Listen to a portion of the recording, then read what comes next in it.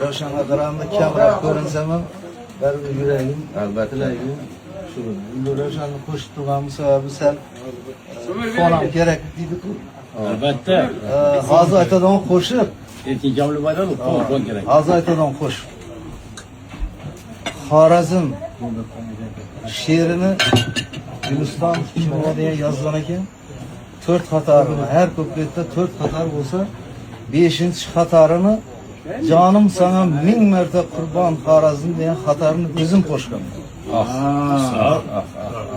Şu qo'shiqni Alabek hem sana sovg'a, hem bu o'tirishlar men avvalroq aytdim.